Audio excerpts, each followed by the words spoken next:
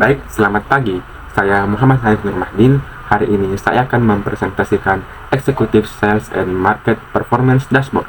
Apa yang akan kita lihat hari ini bukanlah sekumpulan grafik statis, melainkan sebuah sistem penunjang keputusan dinamis yang mengintegrasikan 4 pilar utama bisnis, yaitu peta permintaan global, struktur komoditas, rantai pasok, dan proyeksi masa depan.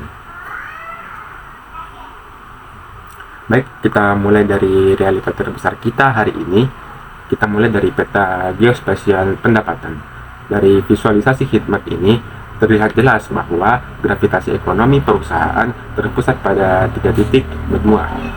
Yang pertama itu ada Cina yang menempati urutan pertama.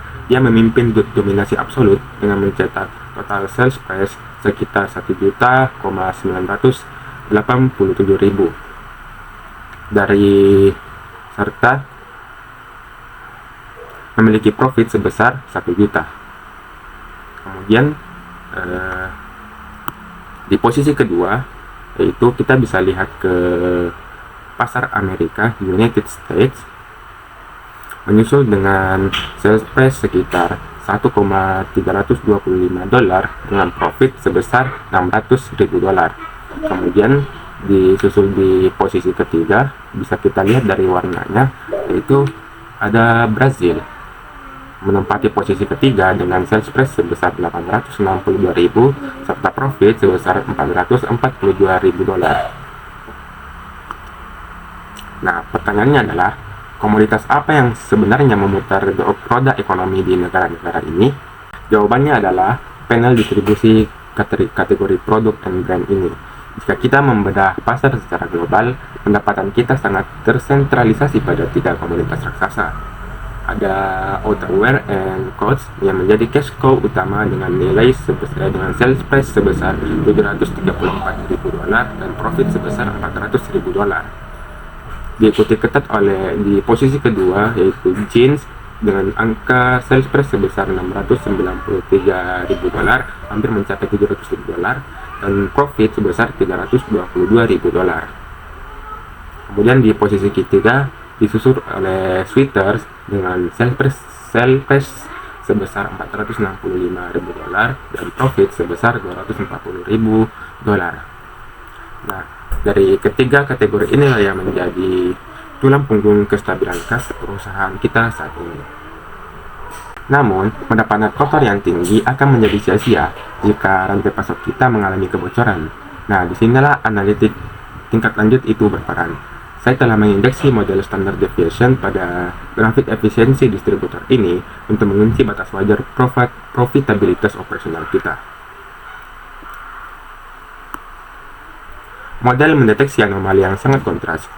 Di satu sisi ada Houston TX dan di posisi kedua ada Memphis TN yang bekerja dengan efisiensi luar biasa, menembus batas atas kewajaran dengan profit masing-masing Houston TX sebesar 460.000 dolar dan Memphis TN sebesar 406.000 dolar.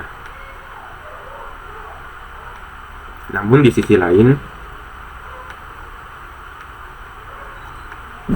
lain perhatikan ujung kanan grafik ini.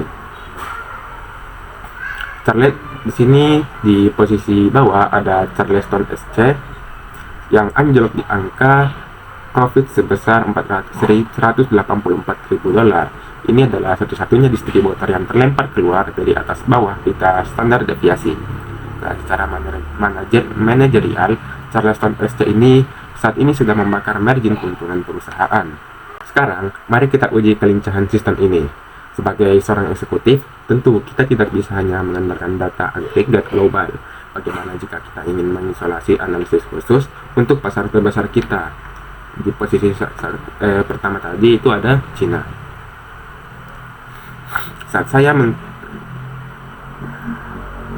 mengklik wilayah Cina di peta, seluruh arsitektur dashboard ini merespon secara real time. Nah, perhatikan perubahan pada struktur komoditas yang dimana pada Cina ini didominasi oleh outwear and coats yang menjadi sangat tajam dan absolut, menyumbang pendapatan sekitar pendapatan sekitar 235 dan 200 masing-masing $235. Dan yang paling kritikal, analisis rantai pasok untuk Cina menunjukkan anomali ekstrim.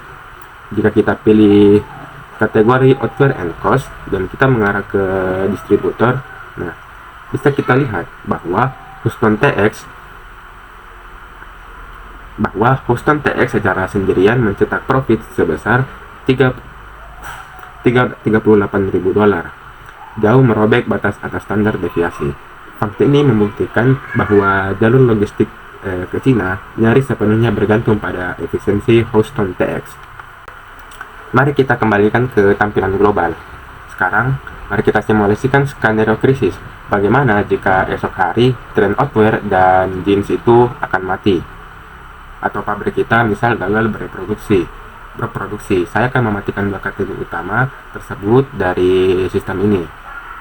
Misal sini saya dari produk kategori saya mematikan jeans dan outwear and cost. Seperti yang Anda lihat, peta geopolitik kita ini langsung berubah. Tanpa outwear and jeans, pasar akan langsung bergeser menyoroti kerentanan di wilayah-wilayah yang sebelumnya tertutup oleh besarnya angka komoditas utama. Inilah fungsi dashboard ini, memitigasi risiko sebelum terjadi.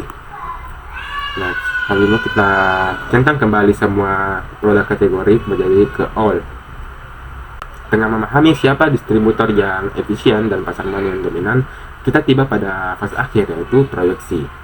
Garis tren ini dilengkapi dengan algoritma predictive forecasting selama 13 bulan ke depan.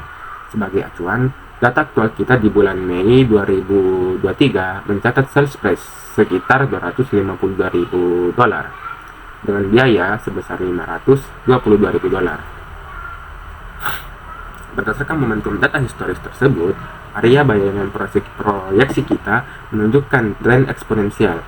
Sistem mengestimasi bahwa pada Juni 2024, meskipun kita harus menanggung lonjakan cost sebesar 2.299.000, hal itu akan dikompensasi dengan ledakan sell price yang menembus di angka 4.764.000 dolar. Itu merupakan angka yang pelonjakan angka yang sangat besar.